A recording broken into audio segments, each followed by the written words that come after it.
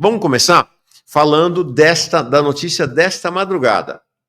Então, está rolando em Genebra a reunião de alto nível entre as delegações dos Estados Unidos e China para discutir a guerra tarifária. Quem está liderando a delegação chinesa é o vice-primeiro-ministro chinês He Lipeng. Do lado dos Estados Unidos estão o secretário do Tesouro, Scott Bessent, e o representante comercial dos Estados Unidos, Jamieson Greer. Tá? E no começo da madrugada aqui, então começo da tarde, lá em Pequim, já um pouco antes disso, em Nova York, era meio da... Não, Nova York mais cedo, né? Saiu esta notícia aqui, desculpa, vamos lá.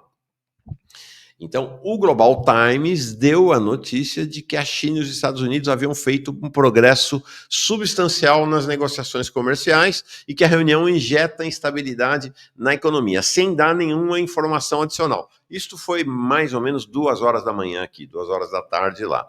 O New York Times publicou também mais ou menos no mesmo horário, 2h30, 3 da manhã, essa notícia. Estados Unidos e China concordam em reduzir temporariamente tarifas na tentativa de neutralizar a guerra comercial. A primeira informação do New York Times dizia isso. A tarifa americana, ridícula, né, de 145% sobre produtos chineses será reduzida para 30% com o acordo. O secretário do Tesouro dos Estados Unidos, vocês estão vendo aí, esse que está do lado esquerdo, o Scott Bessent, disse que nenhum dos lados queria um desacoplamento, nenhum dos lados queria um desligamento entre os dois países. Mas, agora há pouco, era já no final da madrugada aqui, saiu outra notícia.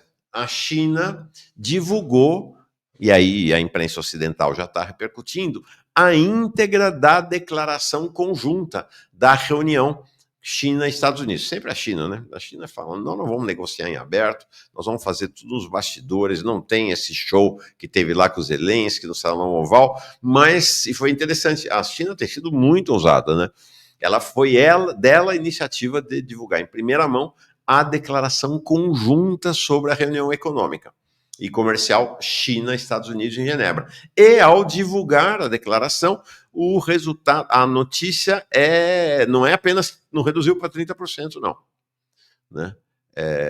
Não reduziu apenas para 30%, reduziu para 10%. Veja aqui o texto da declaração conjunta. Os Estados Unidos modificarão a aplicação da taxa ad valorem adicional, né? A taxa adicional de impostos sobre artigos da China, incluindo artigos da região administrativa especial de Hong Kong e da região administrativa especial de Macau, estabelecida na ordem executiva número tal de 2 de abril de 2025. Foi aquela do Trump que chutou lá para o alto, suspendendo 24 pontos percentuais dessa taxa por um período inicial de 90 dias. Mantendo a taxa de valor em restante de 10%. Então, não é 30%, não, é 10% apenas as taxas que ficam valendo nesses 90 dias até que seja negociado um acordo global.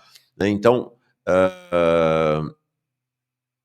de acordo com os termos da referida ordem, e remover as taxas de imposto ad valorem adicionais modificadas sob esse artigo os impostos pela ordem de 8 e a ordem de 9 de abril, que é quando ele foi elevando até os 145. Então, a redução é para 10%, um recuo fenomenal do Trump, né? Um recuo realmente muito expressivo do Trump, a derrota dele. Vamos ver as repercussões. As bolsas lá na Ásia e na Europa já estavam todas explodindo de subir e tal, porque aquela coisa, né? Na verdade, tirou o bode da sala, né? A sala estava sem bode. Né? O Trump botou o bode na sala e agora foi obrigado a tirar o bode da sala. Tá? Vamos lá.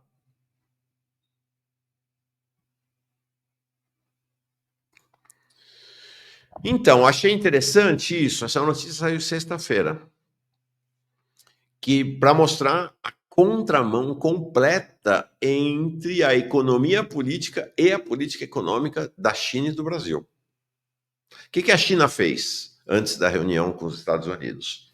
A China não tem conversa. Não tem conversa. A China anunciou que vai cortar ainda mais suas taxas de juros e vai fazer uma grande injeção de liquidez. Eu já tinha falado disso aqui, acho que faz um mês atrás, que a China ia ampliar o déficit público do país.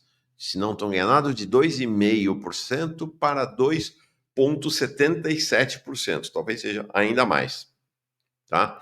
Para injetar recursos na economia. E aí não tem questão, não estou falando aqui de correlação de força, estou falando de teoria econômica. De teoria econômica. O Brasil faz o oposto disso. Né? O Brasil aumenta a taxa de juros, o governo brasileiro aumenta a taxa de juros e vem com essa lógica, com essa operação absolutamente neoliberal, defendida por os economistas governamentais aí, de querer superávit, ou seja, querer esmagar o Estado brasileiro. Isso não é correlação de forças, é importante dizer. Isso é teoria econômica. O Haddad acredita que com aumento de taxa de juro e com superávit primário, esmagando, portanto, o Estado brasileiro, exceto naquilo que diz respeito ao pagamento dos juros da dívida pública para os bilionários, milionários, muito ricos e ricos do país, ele acredita que com isso ele vai salvar a economia brasileira. Essa é a lógica. Não é apenas correlação de forças, inclusive porque você tem hoje um apelo praticamente unânime do país, exceto dos rentistas e dos bancos e da Faria Lima, para a redução da taxa de juros. Então, no Congresso Nacional, a imensa maioria quer a redução da taxa de juros. Assim como o Congresso Nacional nunca impôs ao governo Lula a meta de superávit. Nunca. Ao contrário, o Congresso Nacional era contra. Quem foi lá e estabeleceu o novo teto de gastos, nome que o próprio Haddad dá ao arcabouço, foi o governo Lula, não foi o Congresso Nacional. Então, tem alguma coisa esquisita nessa teoria econômica do governo brasileiro. Então, o cenário, você vê que as opções são muito radicalmente distintas, né?